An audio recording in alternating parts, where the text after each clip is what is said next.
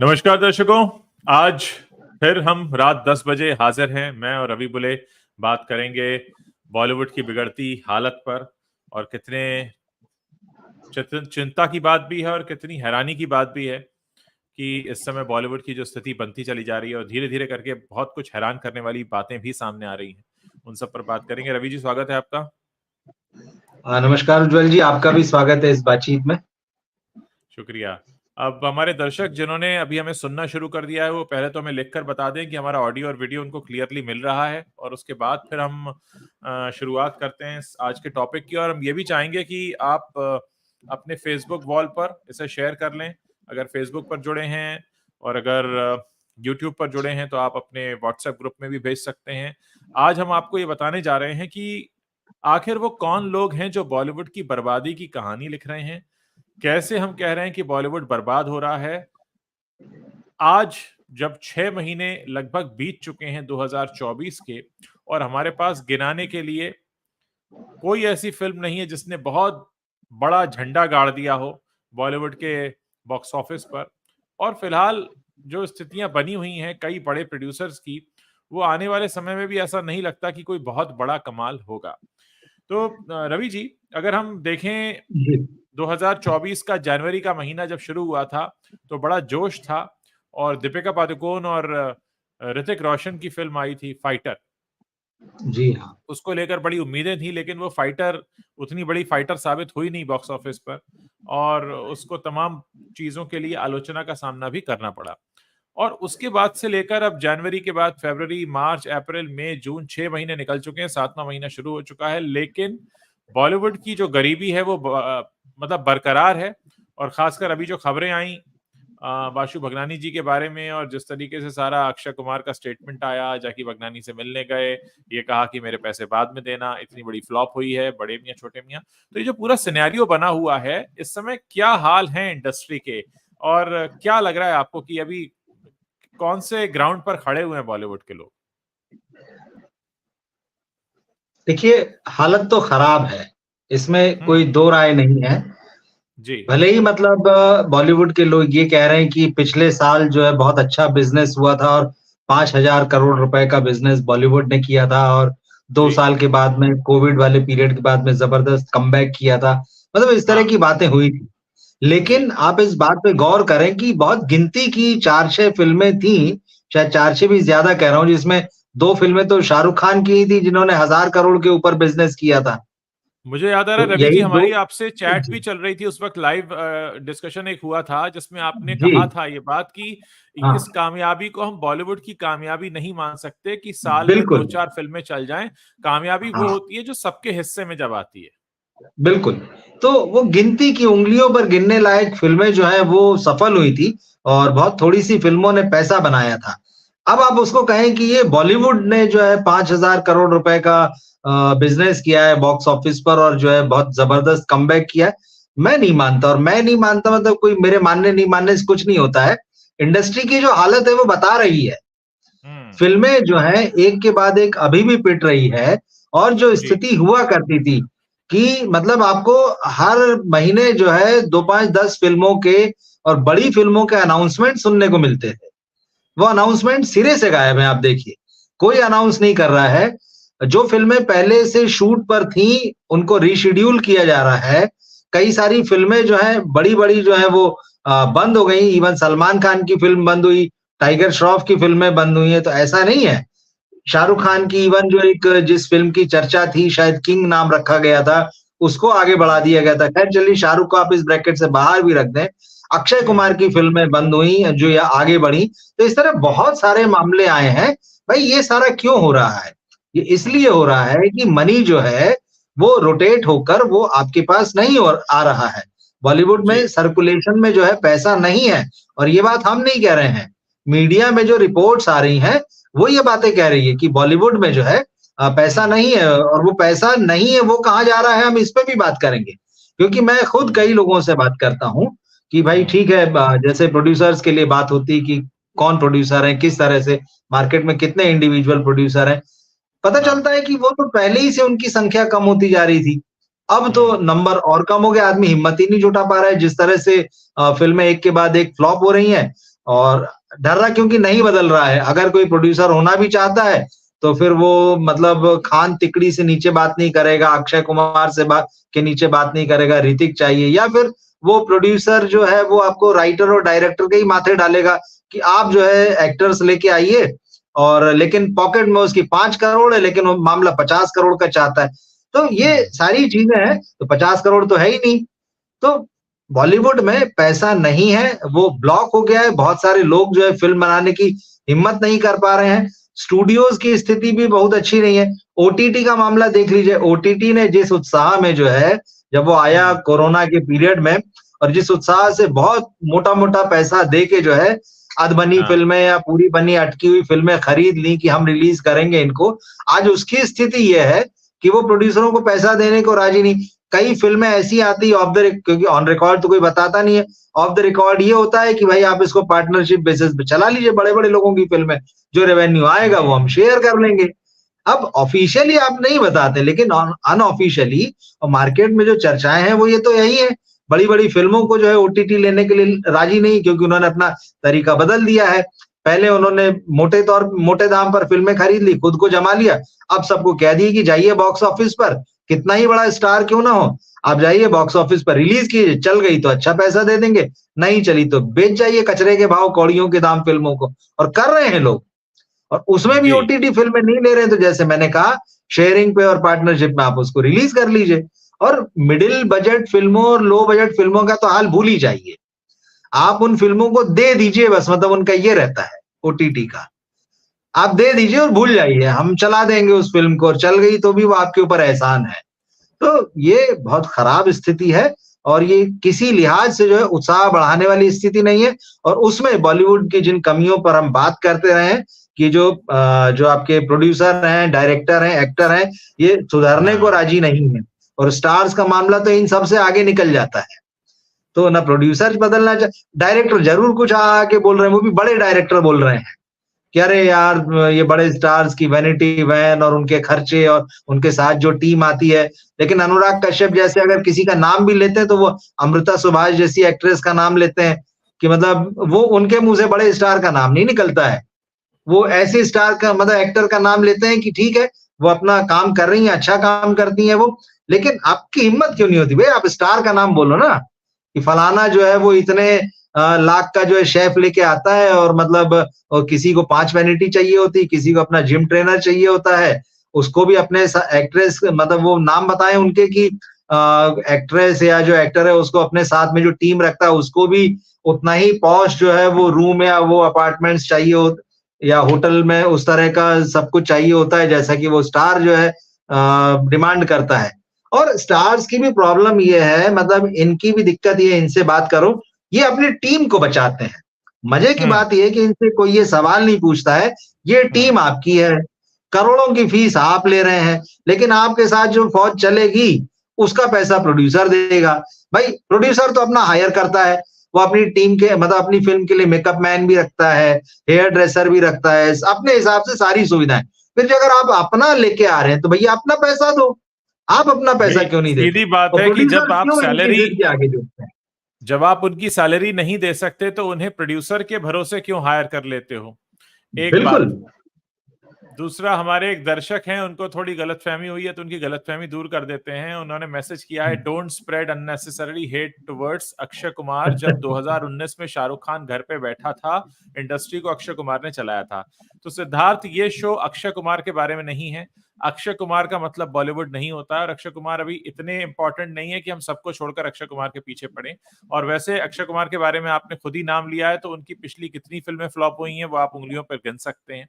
लगातार आपको कई सारे नाम मिल जाएंगे, बेल बॉटम से लेकर मिशन रानीगंज से लेकर बड़े मियां छोटे मियां, और पिछले साल के भी आप उसमें नाम जोड़ सकते हैं। तो यहाँ पर रक्षाबंधन से डिस्कशन उनके ये हो फ्लॉप रहा है, होने की शुरुआत हुई थी। जी। हाँ, यहाँ डिस्कशन हो रहा है बॉलीवुड में 2024 में 6 महीने बीतने के बाद भी कोई बड़ी फिल्म नहीं आई है, यानी आधा साल बॉलीवुड के लिए बेकार हो चुका है, जो कि अपने आप में एक फैक्ट बात है। अब इसके लिए शाहरुख खान रिस्पॉन्सिबल है या अक्षय कुमार, वो तो बात की बात है, लेकिन फिलहाल बॉलीवुड जो है 6 महीने से लगातार सूखे को झेल रहा है। शायद कल्कि से थोड़ा दिन बदले, लेकिन कल की again it's a south film, तो हम ये नहीं कह सकते कि किसी हिंदी बेल्ट के प्रोड्यूसर ने इतनी हिम्मत दिखाई है कि कुछ अच्छा कंटेंट लेकर आए। एक और बात यहाँ पर समझनी होगी रवि जी की, बहुत तरीके की बड़ी बड़ी बातें होती हैं, और फिल्म इंडस्ट्री की आयरनी ये है कि अगर आपकी कमाई न भी हो तो भी आपको कहना नहीं होता है कैमरे के सामने कि मैं नहीं कमाई हो रही है, क्योंकि जैसे ही आप कहते हैं कि नहीं कमाई हो रही है तो आपकी मार्केट वैल्यू और नीचे जाने लगती है, आने वाले जो एंडोर्समेंट होते हैं वो नीचे चले जाते हैं, ओवरऑल इंडस्ट्री जो है क्रैक होने लगती है। बहुत हद तक इंडस्ट्री को चलाने में एंडोर्समेंट्स की भी भूमिका है, क्योंकि जब कोई फिल्म आती है किसी बड़े स्टार की, तो वो जो जो ब्रांड को एंडोर्स कर रहे होते हैं वहीं की कॉर्पोरेट बुकिंग से ओपनिंग मिलती है, तो इनडायरेक्टली बिल्कुल प्रोड्यूसर का भी फायदा होता है अगर किसी स्टार को 10 ब्रांड 20 ब्रांड मिले हुए हैं। और आजकल तो ये भी हो गया है कि सोशल मीडिया पर फैन फॉलोइंग देखते हैं कि कितनी है, और उसके आधार पर तय होता है कि भाई सोशल मीडिया से कितने लोग आ जाएंगे। हालांकि ये बहुत बड़ा मिथ है। मिथ इसलिए कि अगर वाकई सोशल मीडिया पे जितने तमाशबीन आपको फॉलो करते हैं, अगर वाकई उतने लोग टिकट खरीद लें, तो मुझे लगता नहीं कि किसी भी स्टार की कोई फिल्म फ्लॉप होगी, क्योंकि खराब से खराब हालत में 1 से 2 मिलियन तो किसी को भी फॉलो करते हैं, और इतने बिल्कुल तो टिकट नहीं बिकते। तो जाहिर है कि वो लोग फोकट पे तमाशा देखने वाले लोग हैं, वो जेन्युइन फॉलोअर्स नहीं है, जेन्युइन फैंस नहीं है, और वो जैसे आपको फॉलो कर रहे हैं ऐसे 20 और को कर रहे हैं, तो वो किस किस की फिल्म देखने जाएंगे? यहाँ पे डुप्लीकेसी भी तो है। अब एक बात ये समझनी होगी कि जो 6 महीने बीत गए और कोई फिल्म हिट नहीं आई, उसका एक जो सबसे बड़ी बात जो हमेशा कही जाती है कि कंटेंट, कहानी।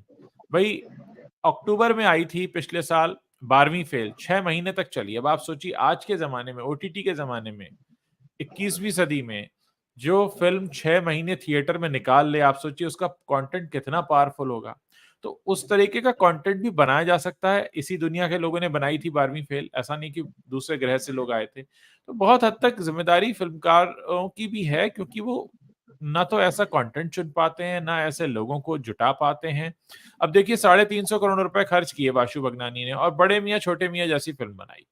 यानी पैसे की कमी नहीं थी, लेकिन शायद समझ की कमी थी।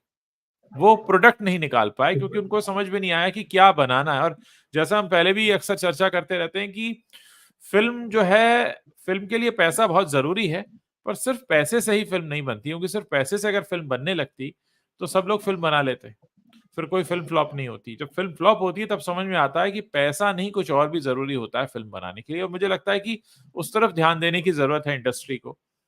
और जिस जिस स्थिति से होकर गुजर रहे हैं अभी, तो वो वाकई बहुत ज्यादा चिंताजनक है, क्योंकि बहुत सारे लोगों की रोजी रोटी इस पर निर्भर करती है। दरअसल बात यही कि इस समय बहस का मुद्दा दरअसल अब यही हो गया है कि इस स्थिति के लिए जिम्मेदार कौन है। पैसा तो है, जैसा कि आपने कहा, अगर 350 करोड़ रुपए की एक फिल्म बन रही है, और भी फिल्में आ रही हैं जिनका बजट जो है वो 100 करोड़ 150 करोड़ तो एकदम नॉर्मल हो गया है, लेकिन जो चलने वाली फिल्म है वो मुंजिया जैसी फिल्म चलती है जो 20 करोड़ में बनती है और 100 करोड़ के आसपास बिजनेस करती है, या फिर श्रीकांत जैसी फिल्म है जो बायोपिक है, वो भी ऐसी 10-15 करोड़ में बनती है और वो भी 50 करोड़ के ऊपर का बिजनेस करती है। ये वो फिल्में हैं जो कहानी कह रही है। आपने पिछले साल की 12th फेल का जिक्र किया, छोटे बजट में बनी, बड़ी कमाई की उस फिल्म ने। तो बात ये क्या मैसेज दे रहा है? ये साफ-साफ मैसेज है, आप बजट इश्यू नहीं है कि आप कितने बड़े बजट की फिल्म बना रहे हैं। इश्यू ये है कि आप कैसी फिल्म बना रहे हैं। और इन तीनों फिल्मों के जिनके नाम लिए हैं, आप देखिए कि इन तीनों में कहानियां हैं।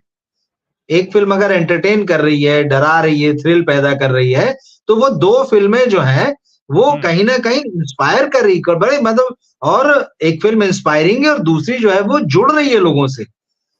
लाखों स्टूडेंट इस देश में जो है, जो बड़ी-बड़ी परीक्षाओं के लिए तैयारियां करते हैं, किस तरह से खुद को झोंक देते हैं, और उनमें से एक बड़ा तबका वो होता है जिसको कि मतलब आप कहते हैं हैव नॉट्स वाली स्थिति में आता है, जिनके पास जो है अभावग्रस्त जीवन जी रहे हैं, वो उनको ताकत देने वाला सिनेमा है। हमें ऐसे सिनेमा की जरूरत है जो हमारे आसपास की कहानी हमें दिखाए। कायदे से हमको एंटरटेनमेंट नहीं चाहिए आज की स्थिति में, वो वाला जो बॉलीवुड दे रहा है।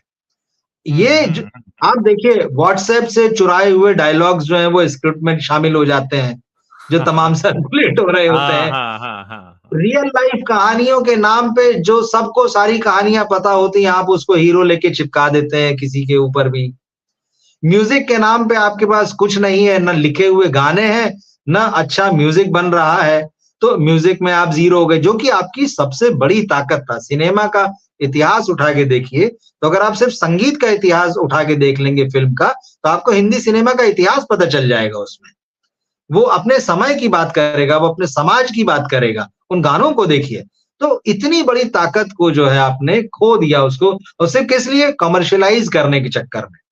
वो मिठास गानों की खो गई, वो मिठास कहानी की खो गई। आप ज़मीन से कट गए, आप हिंदुस्तान से उठ के एनआरआई सिनेमा बनाने लगे, उखाड़ दिया आपने 1 सेकंड में सारी चीज़ों को, रहा ही नहीं। और फिर रहा-सहा ये हो गया कि भाई अब तो पैसा जो है वही झोंक दो, पैसे से फ़िल्म बन जाएगी।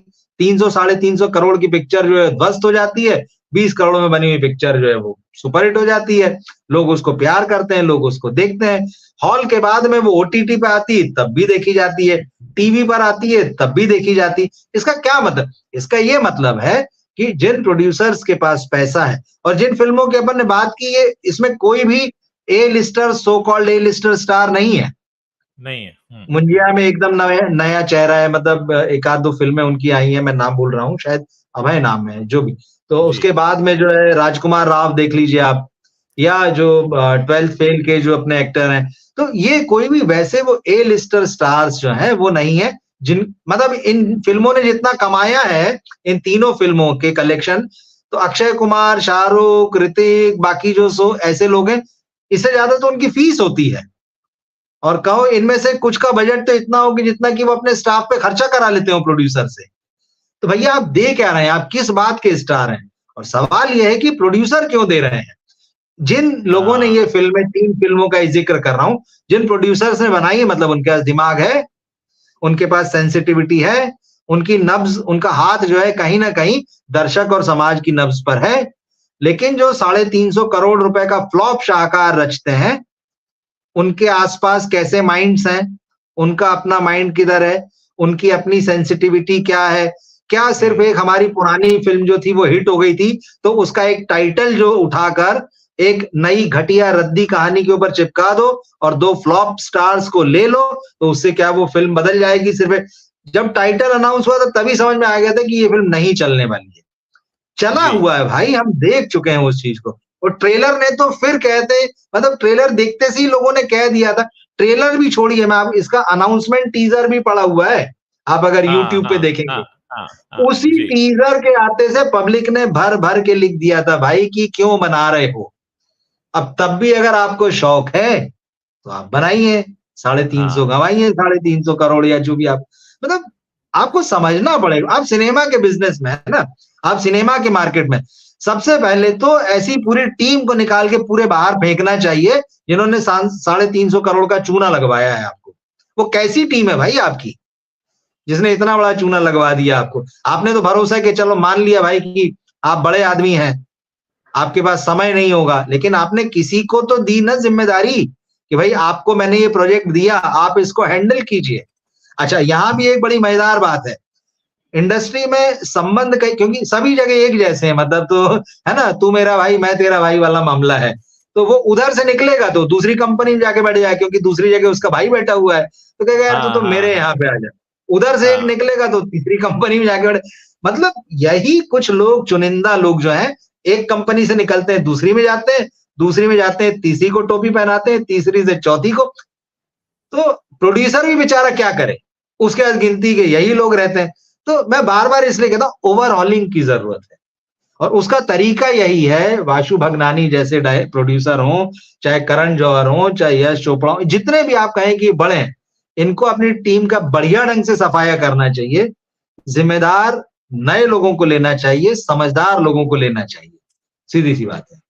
देखिए, मनोरंजन तो एक वैसे भी ऐसा फ़ील्ड है, जहाँ पर आपको बहुत ज़्यादा इनोवेशन की ज़रूरत होती है, क्योंकि कहते हैं ना, एक एक चुटकुला जो आपको आज हँसा रहा है, कल आपको उस पर हँसी बिल्कुल। नहीं आएगी। एक इमोशन जो आज आँसू निकाल लेगा, कल उस पर आँसू नहीं निकलेगा। एक चीज़ जो एक कहानी आ गई, वो खुल गई। खुलने के बाद रिपीट करेंगे तो मजा नहीं देगी।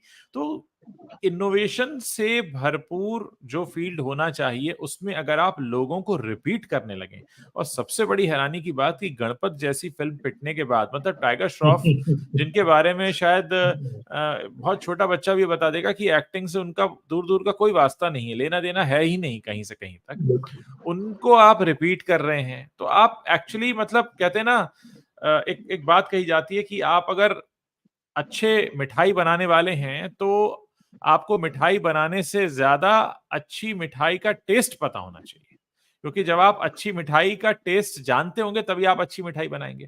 तो मुझे बड़ी हैरत होती है कि जो लोग 20, 25, 30 सालों से फिल्म मेकिंग के बिजनेस में हैं, वो टेस्ट नहीं पहचान पा रहे हैं। आप बनाएंगे कैसे? सबसे पहली शर्त तो ये कि आप टेस्ट पहचाने। दूसरा क्या होता है, जो बात आपने कही कि इतना ज्यादा खर्च बढ़ जाता है बिकॉज ऑफ दीज हीरोज, कि भैया उनका लाव लश्कर इतना आएगा, तो आपने पहले ही लागत ज्यादा कर ली। एक तो आप क्वालिटी पे आपने ध्यान नहीं दिया, इनोवेशन पर ध्यान नहीं दिया, लागत आपने ज्यादा कर ली, जनता को बेवकूफ समझ लिया, और उसके बाद आपने हाई होप्स लगा ली कि अब तो कुछ हो ही जाएगा चमत्कार। अब चमत्कार क्या होता है, सीधे आप धम्म से नीचे गिरते हैं, क्योंकि जैसे ही फिल्म की लागत बढ़ती है उसके मुनाफे का की जो संभावना है वो कम हो जाती है।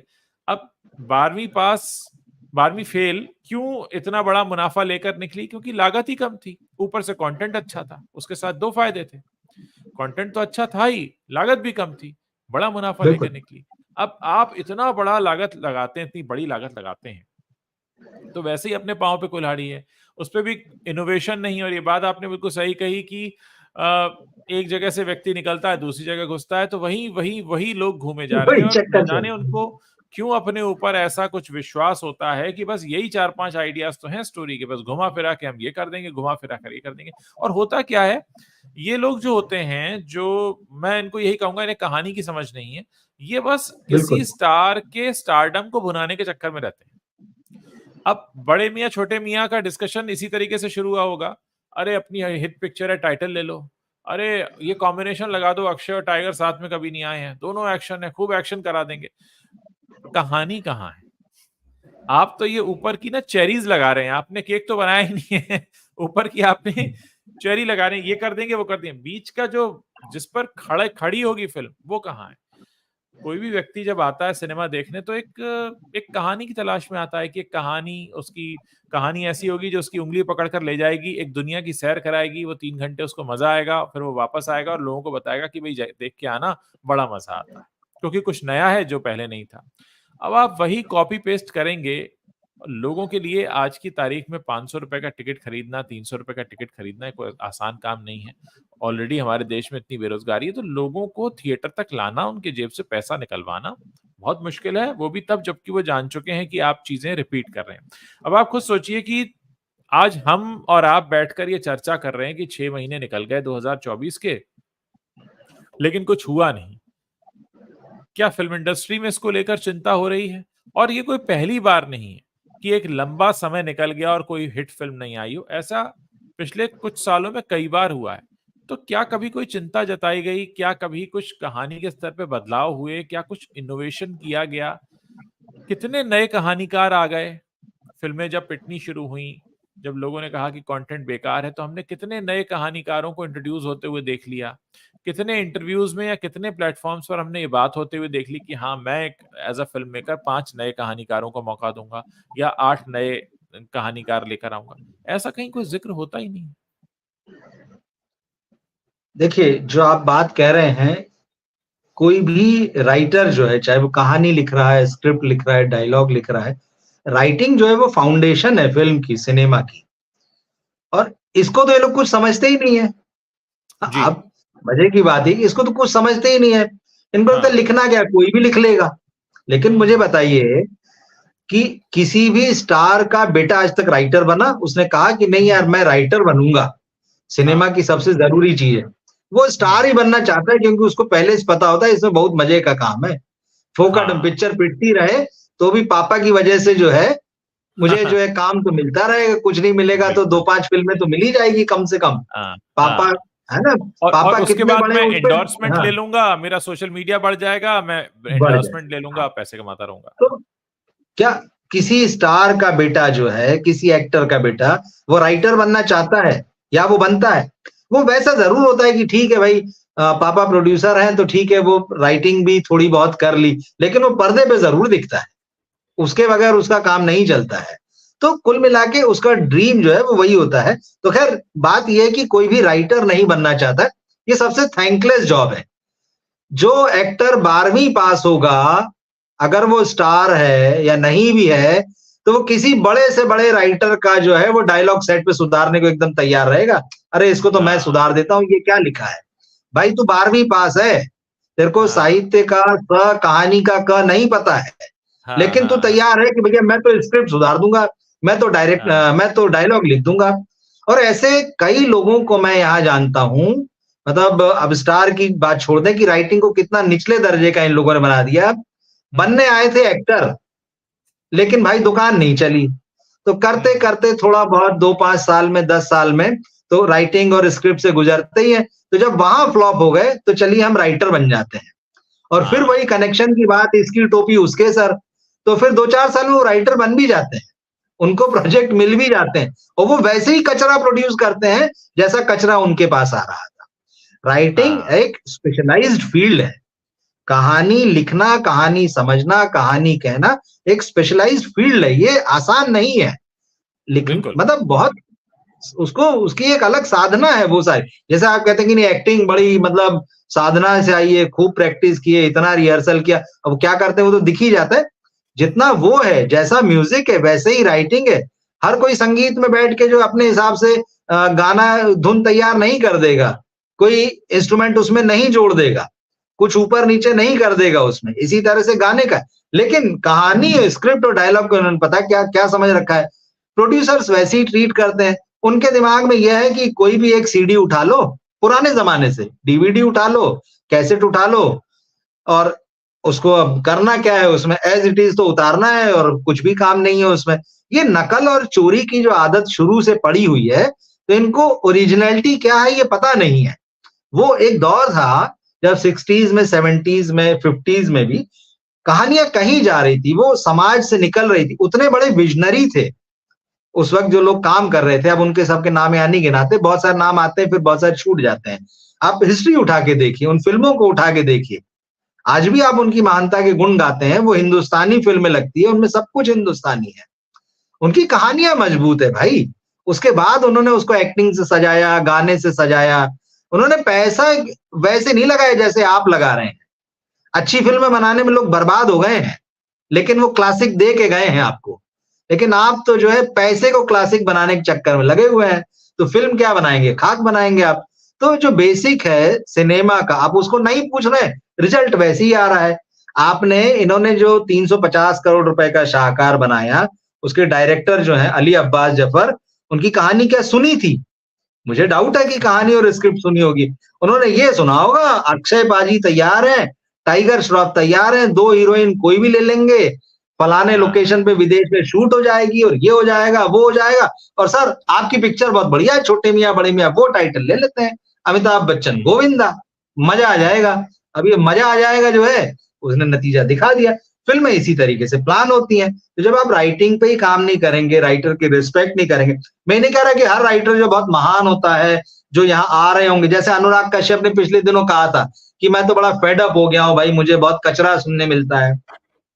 वो आपकी प्रॉब्लम है। आपने भी कुछ सब कुछ बहुत महान नहीं दे दिया, बहुत सारा कचरा है और जो बनाया है उसको भी बहुत कचरा ही उसमें से बहुत प्रोड्यूस करके उसमें से चीज़ें निकाली होगी। जो राइटिंग करते हैं वो जानते हैं राइटिंग जो है वो सिंगल एंडेड काम नहीं है। वो रीराइटिंग है, बहुत सारी प्रोसेसिंग है उसमें। घंटों लगते हैं, दिन, हफ्ते, महीने, सालों लग जाते हैं। तो इतना ईज़ी मान लेना उस काम को और उस मेहनत से बचने के लिए या जो वो मेहनत कर रहा है, उसका हक मार कर जो है उसको पैसा नहीं देकर जो है, आप सोचेंगे नहीं शॉर्टकट हम जो है वो अपना लेते हैं, तो शॉर्टकट जैसा नतीजा बॉक्स ऑफिस पे आता है। भुगतिए उसको फिर। देखिए, कई सारी बातें हैं। पहला तो ये कि जो लोग बॉलीवुड को फ़ॉलो करते हैं, हमारे दर्शक बहुत सारे जुड़े हुए हैं हमारे साथ, किसी को भी 5 कहानीकारों के नाम नहीं पता होंगे, जो बिल्कुल। बॉलीवुड के लिए लिखते हैं। दूसरा, कोई भी बड़े से बड़े फिल्म स्टार का बेटा ये नहीं कहता कि मैं अब नेशनल स्कूल ऑफ ड्रामा जाना चाहता हूँ सीखने के लिए, या मैं एफटीआईआई जाना चाहता हूँ। वहां कोई नहीं जाना चाहता। उन्होंने कहा अरे हम थोड़ी जाएंगे, हम तो ऑलरेडी फिल्मी फैमिली में पैदा हुए हैं, तो हम तो बस अपना जैक लगाएंगे और सीधे हम तो एंटर कर जाएंगे। तो देखिए, कला के प्रति जब सम्मान मर जाता है, कला के प्रति जब कद्र नहीं होती है, तो फिर आपको उस कला से सम्मान भी नहीं मिलता है। क्योंकि कला जो क्षेत्र है वो सरस्वती जी का क्षेत्र है। आप सरस्वती देवी का सम्मान नहीं करेंगे, उनकी आराधना नहीं करेंगे और आप सोचे बस कुछ ऐसी चुटकी बजते ही कुछ हो जाए, तो स्थिति यही होती है जो इस समय हो रही है। और ये तो हम और आप हैं जो बैठकर बात कर रहे हैं। मुझे नहीं लगता कि बॉलीवुड में इस तरीके से अभी भी इस चीज को रियलाइज किया गया होगा, क्योंकि अगर इस तरह से रियलाइज किया गया होता तो जैसा मैंने कहा पिछले कुछ सालों के दौरान कुछ नए कहानीकार कोई आ गए होते, लेकिन कुछ भी नहीं है स्थिति। और ना वो भूख दिखती है। मतलब हम कहीं पर ये नहीं देखते, आप भी बॉलीवुड के बहुत से लोगों से मिलते जुलते हैं, मैं भी मिलता जुलता हूं, कहीं होता है कि अरे कोई अच्छा राइटर दिलवाओ, कभी नहीं होता ये। अच्छे राइटर को ढूंढ रहे हैं, कहीं पर भी आप राइटर का कोई जिक्र नहीं सुनेंगे, कहीं भी दूर दूर तक बस ढूंढा जाता है अच्छा फलां के पास पैसा है, वो पैसा लगाना चाहता है, इतने में ये आ जाएगा। मतलब आप कहानी तैयार नहीं है, कितने में कौन सा स्टार आ जाएगा और कितने में हम कहाँ शूट कर लेंगे, ये जिक्र होते हैं, ये चीजें होती है। लेकिन कहानी को लेकर बहुत अफसोस की बात है कि जो बिल्कुल बैकबोन है फिल्म इंडस्ट्री की, उस पर कभी भी जिक्र नहीं होता। यही नतीजा है कि आज जो भुगत रहे हैं। एक और चीज ये है कि हमने फिल्म को, ठीक है फिल्म एक बिजनेस है, लेकिन फिल्म एक आर्ट भी है, हमने फिल्म को एक बिजनेस के तौर पर लिया है। अब जैसे आपने कहा कि कमर्शियलाइज कर देते हैं, मैं तो कहूंगा कमर्शियलाइज करने की कोशिश होती है पर कमर्शियलाइज भी नहीं कर पाए, वरना ऐसे मुंह के बल नहीं गिरते, पिछले 6 महीने से कुछ निकाल ही नहीं पा रहे। अगर कमर्शियलाइज भी कर दें तब भी समझ में आता है कि चलो ठीक है, पैसा लगा रहे हैं, पैसा कमा रहे हैं, वो भी समझ में आता है। लेकिन यहाँ तो वो भी नहीं हो रहा, यहाँ तो उल्टा रिसोर्स बर्बाद हो रहे हैं। ठीक, देखिए कमर्शियल वाली जो बात है, कमर्शियलाइज वाली, फाइनली तो आप मार्केट में सिनेमा बेच रहे हैं ना, फिल्म। हाँ हाँ तो हाँ। कई कलाओं से मिलकर तैयार हुई एक कला को बेच रहे हैं आप। हम्म। लेकिन आप उस कला को बना नहीं पा रहे हैं, वैसे नहीं बना पा रहे हैं जैसे एक दर्शक आपसे उम्मीद कर रहा है। कल की हाँ क्यों आती है और मतलब 5 दिन में या 5 दिन में उसका 555 करोड़ रुपए का बिजनेस वर्ल्ड वाइड दिखाई देता है, या हाँ आपकी हिंदी बेल्ट में ही डब वर्जन आके जो है वो 100 करोड़ हाँ से ज्यादा कमा लेता है। अब ये अलग हाँ बात है कि कई लोग जो है उस पर बहस खड़ी करना चाहते हैं कि भाई ये तो जो है वो इन्फ्लेटेड फिगर्स हैं, ये बॉलीवुड तो रोज ही कर मतलब हर हफ्ते ही करता है, उसमें कोई बात नहीं। लेकिन अगर उनके हैं तो वो आप आरोप लगा रहे हैं कि ऐसा नहीं है वैसा नहीं है, वो खैर एक अलग पार्ट है। पर बात वही है कि कमर्शियलाइज है पर वो आर्ट है। एक और हम्म। चीज मैं यहाँ कहूंगा, जैसे आपने कहा कि बॉलीवुड में इस बात की लोग शायद चिंता नहीं करते हैं।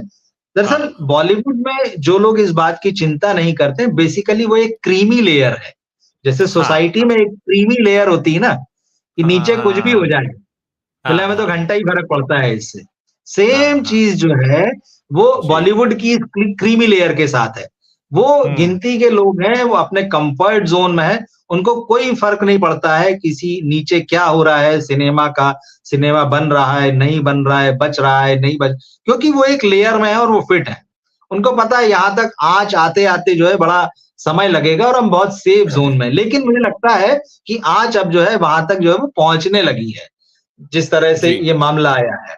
तो अब वो धीरे-धीरे जो है, मुझे लगता है उस बात का एहसास होगा, क्योंकि सारे प्रोडक्शन हाउसेस को उठा के देख लीजिए।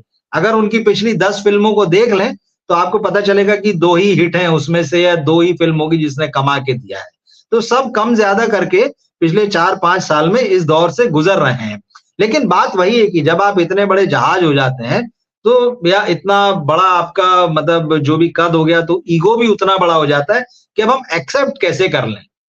तो वो उन्हीं रास्तों में घूमते-घूमते जो है, वो कहीं से बचने का जो है एक मार्ग जो है वो ढूँढ रहे होते हैं कि यार कुछ निकल आए इसी में से। तो वो नया नहीं करना चाहते हैं। वो नया क्या बहुत हद करते तक। हैं? जी। जी।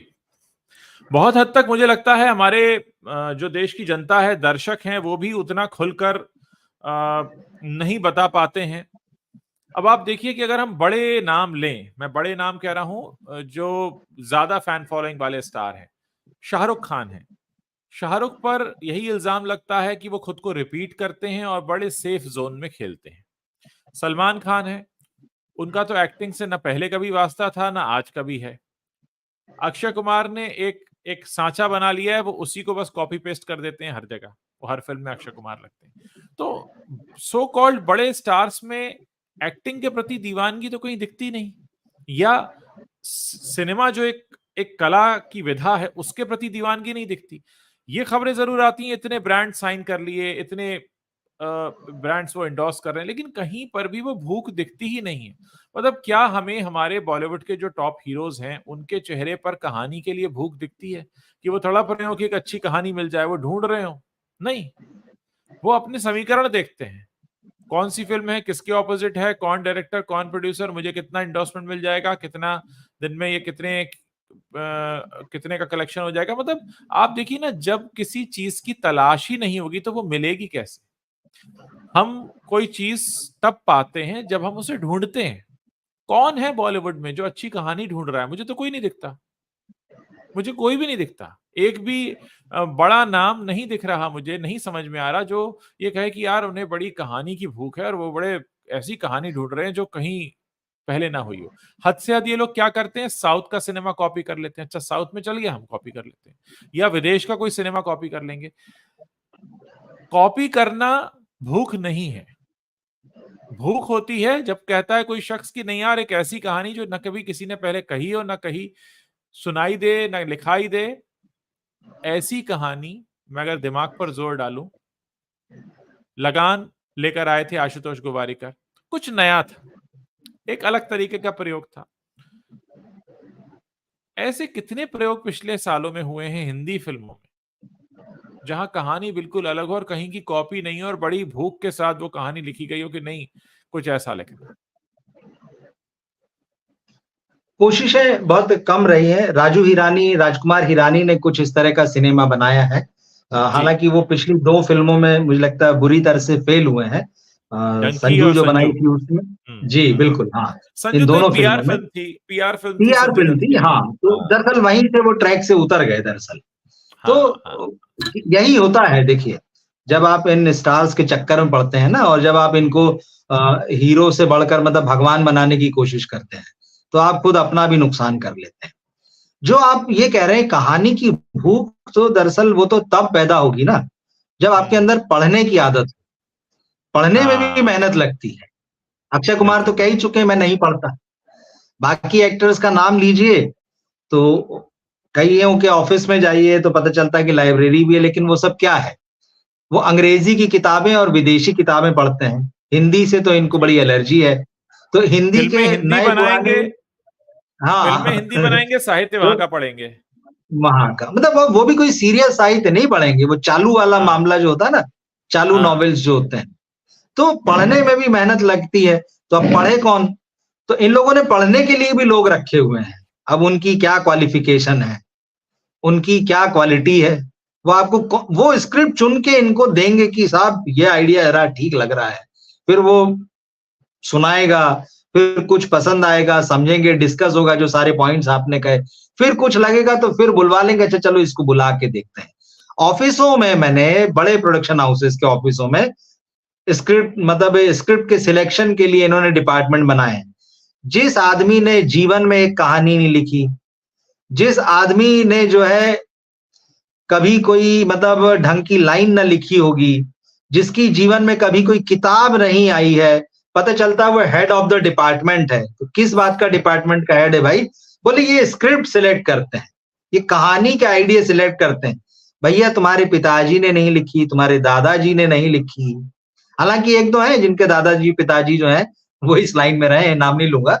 अब ऐसे लोग जिन्होंने जीवन में खुद की एक लाइन नहीं लिखी, खुद की एक कहानी नहीं लिखी, उधार का इधर-उधर लेके जो है टोपियां पहनाते रहे, वो टोपी हाँ पहना के जो है प्रोडक्शन हाउस में बैठ गए कि अब हम जो है हाँ स्क्रिप्ट डिपार्टमेंट के हेड हैं। तो हाँ भैया आप जो चुन रहे हो वो माल तो दिख ही रहा है। तो प्रोड्यूसर हाँ वही होता है जैसा मैंने कहा, कुछ दिनों तक हाँ या साल चला लेगा, 2-5 साल, फिर इधर से विदा होते हैं तो दूसरी जगह उनका दोस्त बुला लेता है, उधर वाला इधर ट्रांसफर हो जाता है। तो यही सारा गेम चलता है। तो जब जिनको फ़िल्म करनी है, जिस एक्टर को फ़िल्म करनी है, वही अगर नहीं पढ़ेगा, वही वो बैसाखियां हैं, फिर वही बात है, ये सारी बैसाखियां हैं उनकी, वो खुद अपने पैरों पे नहीं चल रहे हैं, उनको क्या सिलेक्ट करना है वो भी एक आदमी बताएगा, तो वो सिलेक्ट करके देगा। उसकी कितनी, उसे पूछा कभी कि भाई तूने कुछ लिखा क्या, उसे पूछा कि तूने पिछले 1 साल में कितनी किताबें पढ़ी है, क्या नया पढ़ा है, तेरी क्वालिफिकेशन क्या है, तूने लिखा क्या है, लिखने के बारे में क्या जानता है, तू 1 पन्ना लिख के बता भाई मेरे को इस सब्जेक्ट पे, या जो फिल्म बन रही है इसी कहानी में मुझे तू 2 पेज बता लिख के कि इसमें क्या खूबियां हैं। मतलब ऐसे लोगों को बैठाया है, तो वो जो सिलेक्शन करके दे रहे हैं उसका नतीजा है। तो सारी चीजें तो बहुत ही ग्राउंडेड लेवल पे है, मतलब क्रीमी लेयर तो बहुत ऊपर है। जब आप ग्राउंड लेवल पे ही काम नहीं कर रहे हैं तो कैसे चलेगा। राइटिंग से आपको मतलब नहीं है, पढ़ने लिखने से आपका दूर दूर तक वास्ता नहीं है, हिंदी में फिल्में बनाना है, हिंदी के दर्शक अपनी जेब का पैसा खर्च करके आपको दे दें, हिंदी के दर्शक आपसे खूब प्यार कर लें, सर आंखों पर बैठा लें, लेकिन आपको उस हिंदी से बड़ी एलर्जी है भाई साहब। हम हिंदी में पढ़ेंगे नहीं, हम हिंदी में लिखेंगे नहीं, हिंदी का क्या लिटरेचर है हमको नहीं पता। लिटरेचर छोड़ दीजिए, जो हमारे ग्रंथ हैं जिनको क्लासिक्स कहा जाता है, नए छोड़ दीजिए, उन्हीं को पढ़ा हो तो पता चलेगा कि नहीं पढ़ा है। सबको नहीं खड़ा कर रहा, 100 में से 95 आदमी आपको ऐसा ही मिलेगा, या 100 में 95% ऐसा ही कोई व्यक्ति मिलेगा आपको। तो आप अपनी जड़ों से कटे हुए हैं, आप जिस समाज में जिस दर्शक में जा रहे हैं आपको उससे कोई लेना देना नहीं है, आप उसको समझ नहीं रहे हैं। फिर वही होता है कि आप जुहू बांद्रा से उड़ान भरते हैं और सीधे जो है वो लंदन न्यूयॉर्क में उतरते हैं, दुबई में उतरते हैं, तो दुनिया का आपको क्या पता है। तो फिल्मों के नतीजे वैसे ही आ रहे हैं। बिल्कुल सही बात आपने कही कि जमीन से जुड़ाव नहीं है। पर हम देखें, चाहे हम नवाजुद्दीन सिद्दीकी की बात करें, इरफान खान की बात करें, ऐसे लोगों की बात करें जो जमीन से जुड़े रहे, स्ट्रगल करके आए, जिन्होंने जमाने का, जिंदगी का हर रूप देखा, वही उनकी एक्टिंग में भी निखार लाता है, क्योंकि उनको पता है। और बिल्कुल। यही यही वो बात है जिसके लिए हम नेपो किड्स का मजाक उड़ाया जाता है, या नेपो किड्स के बारे में हम लोग कमेंट करते हैं अक्सर। वो इसीलिए करते हैं कि आपको अगर आना भी है तो इस आधार पर ना आए कि आप फलां के बेटे हैं, भांजे हैं, भतीजे हैं। आप इस आधार पर आए कि आपने हिंदुस्तान देखा है। अब जब हिंदुस्तान देखा नहीं है, आप फिल्म मेकिंग का कोर्स करके न्यूयॉर्क से आते हैं और उसके बाद आप कहते हैं कि मैं मेरठ में बैठे व्यक्ति का मनोरंजन करूंगा। आपको क्या मालूम मेरठ में जो व्यक्ति बैठा है, कानपुर में या अलीगढ़ में बैठा है, या जोधपुर में, बनारस में बैठा है, वो क्या सोचता है। आपको क्या पता। आप कितनी बार वहां गए हैं, आपने कितनी बार कहते हैं ना, उन भावों को छुआ है आपने। तो यही बात है। देखिए, ये लोग कहते हैं कि हम रोल की तैयारी के लिए गए थे, हम वहां गए थे। अब सच बोलते हैं झूठ बोलते हैं वो ईश्वर जाने। हाँ, लेकिन हाँ, आप शूटिंग के लिए गए, आपने 10 दिन 15 दिन देख लिया, उसकी नकल कर ली अलग बात है, उस चीज में जान डालना दूसरी बात है। आपने नवाज का नाम लिया, इरफान का नाम लिया, नसीर साहब थे, ओमपुरी, नसीर साहब हैं, ओमपुरी थे। अब ये जी, बड़े लोग, मतलब ये किस जगह से आए, इन्होंने क्या दुनिया देखी है और किस हाँ, तरह से इन्होंने अपने आप को उस स्कूल में जाके मांझा है जहां ये सिखाया जाता है।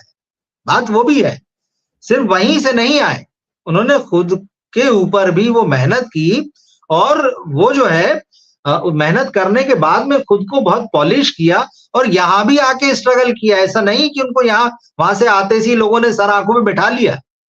कितने छोटे छोटे से रोल किए, किस किस तरह के रोल किए, तब जाके बाद में उनका नाम हुआ, लोगों ने उनकी ताकत को पहचाना। आज वो मतलब बाकायदा इस मतलब हिंदी सिनेमा के इतिहास में दर्ज हो चुके हैं ये लोग। बहुत सारे स्टार्स जो वो छांट दिए जाएंगे आने वाले समय में, जिनका जीरो कंट्रीब्यूशन है, जिन्होंने जाने कितने 100 करोड़ की फिल्में बॉक्स ऑफिस पर मतलब अंबार लगा दी। उन्हीं के शब्दों में कहें तो हमने तो अंबार लगा दिया इतने सालों में, जब कोई नहीं कर रहा था तो हम कर रहे थे 100 करोड़ की पिक्चर। भाई साहब, सब साफ हो जाएंगे अगले 10 से 15 साल में। लोग नाम याद नहीं रखेंगे, लेकिन नवाज, इरफान, ओमपुरी, नसीर, जो ऐसे नाम हैं, ये याद रखे जाएंगे, ये पढ़ाए जाएंगे, लोग बताएंगे कि ऐसे काम किया जाता है। तो वैसे ही हम पुराने लोग, क्या पुराने जमाने में ऐसे एक्टर, डायरेक्टर, राइटर नहीं हुए? मतलब हर हर दौर में जो है वो हजारों की संख्या में काम कर रहे थे। लेकिन हम किनको याद रखते हैं? जिन्होंने अच्छा काम किया, जिन्होंने अच्छा सिनेमा बनाया, अच्छा अभिनय किया, अच्छा गाया, अच्छा संगीत बनाया, अच्छे गीत लिखे, अच्छी उस दौर में जबकि तकनीक नहीं थी, जो कैमरे से काम कर गए उस दौर में, हम उनको याद करते हैं और बड़ी श्रद्धा से याद करते हैं। तो हजारों उस दौर में भी थे जिन्होंने बंगला, गाड़ी, बैंक बैलेंस सब खड़ा कर लिया होगा, जीवन के सारे ऐशो आराम जो है उसके मजे ले लिए होंगे, लेकिन कहाँ है? यही इनका होगा। अभी 10 साल निकलने दीजिए, 15 साल निकलने दीजिए, और इन्हीं के रस्तों पे, ये सो कॉल्ड स्टार्स के रस्तों पर जो नई जनरेशन के एक्टर्स चल रहे हैं, जो सो कॉल्ड स्टार जो है, नेपो किड या और इस तरह के जो है वैसे ही सिनेमा कर रहे हैं, वो भी साफ हो जाएंगे आने। अच्छा सिनेमा जो वाकई जो आर्ट के लिए डेडिकेटेड है, जिन एक्टर्स के नाम लिए या जिन एक्टर्स को याद करते हैं, उन्होंने दिया है, खून पसीना जिंदगी दी है, मिला उनको। ऐसा नहीं कि उन्होंने जीवन में कोई आनंद नहीं उठाया या उन्होंने, लेकिन उन्होंने दिया, अपने ईमानदारी से दिया, सिर्फ मजे नहीं किए। तो वैसे ही इन सब का सफाया होगा, उसमें क्या है, थोड़ा ले लें मजे। बिल्कुल यही कहना चाहेंगे कि अभी भी वक्त है, सुधर जाएं, कहानी पर ध्यान दें। अपने देश में बहुत सारी कहानियां हैं, अगर छोटे शहरों में जाकर झांकेंगे, हमारे देश के अखबार ही खंगालेंगे तो सच्ची घटनाएं इतनी होती हैं जिनके पीछे हालांकि बहुत अखबारों सारी में दम नहीं रहा अब। हाँ, अब अखबारों में दम नहीं है, लेकिन मैं घटनाओं की बात कर रहा हूँ कि अगर जाए उन लोगों के बीच घटनाओं जी। से भी लें, हाँ, क्योंकि उन बिल्कुल। घटनाओं में क्या होगा, उन घटनाओं में आज के भारत का आम आदमी है जिसके साथ कुछ हो रहा है। अगर वहां बिल्कुल से भी प्रेरणा लें तो एक कनेक्ट बनेगा कि हाँ भाई फला फला जगह ये घटना हुई थी, उस पर बनाए। तो ऐसी बहुत सी चीजें, हम तो हमेशा से कहते आए हैं कि भारत तो कहानियों का मतलब एक ऐसा देश है, कहानियों से भरपूर है। यहाँ पर इतनी तरीके की कहानियां हैं, लेकिन अफसोस कि यहाँ की फिल्म इंडस्ट्री जो है वो कहानी के लिए ही तरस रही है। मुझे लगता है कि सही। इसके पीछे अगर दोष है तो वो ये है कि वो अप्रोच नहीं है, वो खोज नहीं है, वो भूख नहीं है, वो उस रास्ते पर चल नहीं पा रहे हैं जिस रास्ते पे चलकर उनको बहुत आसानी से बहुत अच्छी कहानियां मिल सकती हैं। और इसमें एक एक सिनेमा का जो समाज के प्रति एक जो जिम्मेदारी होती है सिनेमा की, वो भी पूरी हो पाएगी, क्योंकि सिनेमा की भी समाज के प्रति एक जिम्मेदारी होती है कि वो कुछ ऐसा दे जिससे समाज में लोग भले सोचने को मजबूर हो। बदलाव तो चलो बहुत बात की बात है, लेकिन कम से कम इस स्तर पर हो कि उस सिनेमा को देखने के बाद थोड़ा सा बदलाव लोगों की सोच में आए, या लोगों को रियलाइजेशन हो कि किस इस तरह से स्थितियां बन सकती हैं और कितनी तरीके के उदाहरण दिए जा सकते हैं। क्योंकि फिल्मों का बहुत ज्यादा असर पड़ता है हमारे देश के लोगों पर। आज हम जब बॉलीवुड पर बात करते हैं, फिल्म इंडस्ट्री पर बात करते हैं, तो बहुत सारे लोग अपना जरूरी काम छोड़कर इसको सुनना चाहते हैं, क्योंकि लोग एक एक कनेक्ट रखते हैं, लोगों के मन में एक कोना है जहां पर उनके उन चेहरों के लिए जगह है जो उन्हें मनोरंजन देते हैं। हमारे साथ रवि जी का संपर्क छूट गया है, कोशिश करेंगे कि उनको फिर से जोड़ें। अगर नहीं जुड़ पाएंगे तो उसके लिए क्षमा, लेकिन शायद कुछ तकनीकी प्रॉब्लम है, इसकी वजह से वो हमारा संपर्क उनसे टूटा है। लेकिन यहाँ जो हमारा आज का जो टॉपिक था वो यही था कि किस तरीके से सिनेमा जो है वो कहानी से दूर भाग रहा है, और सिनेमा जब कहानी से दूर भागता है तो लोग सिनेमा से दूर भागते हैं। और यही खामियाजा है जो इस समय बॉलीवुड भुगत रहा है, क्योंकि कहानियों की तरफ ध्यान नहीं है, कहानियों की तरफ जोर नहीं है। और स्थिति यहाँ पर आकर ये बनी हुई है कि आप सिनेमा को, हमारे देश के सिनेमा को इस समय घुटनों पर देख रहे हैं, जो कहानी की तलाश में दर-दर भटक रहा है। तो उम्मीद है कि बेहतर कहानी मिले, सही लोगों तक पहुँच हो और सही बातें सिनेमा के ज़रिए लोगों के सामने आएँ, जिससे लोग कनेक्ट अपना फ़ील करें। बहुत-बहुत शुक्रिया आप सभी लोगों का इस लाइव सेशन में हमारे साथ जुड़ने के लिए। और मैं जब भी लाइव आता हूँ, आप हमेशा हमारे साथ आते हैं, जुड़ते हैं, बात करते हैं, आप अपनी बात रखते हैं। बहुत-बहुत शुक्रिया। और अगर ये लाइव पसंद आया हो तो इसे अपने दोस्तों को भेजना मत भूलिएगा। आप कमेंट भी कर सकते हैं, हमें बता सकते हैं, अपने सुझाव दे सकते हैं। मुझे इंतज़ार रहेगा आप सभी लोगों से फिर से मुखातिब होने का किसी और लाइव सेशन में। अगर आज जो पोस्ट किए हैं हमने वीडियो वो नहीं देखे हैं तो आप देख सकते हैं। बहुत-बहुत शुक्रिया, धन्यवाद, थैंक यू।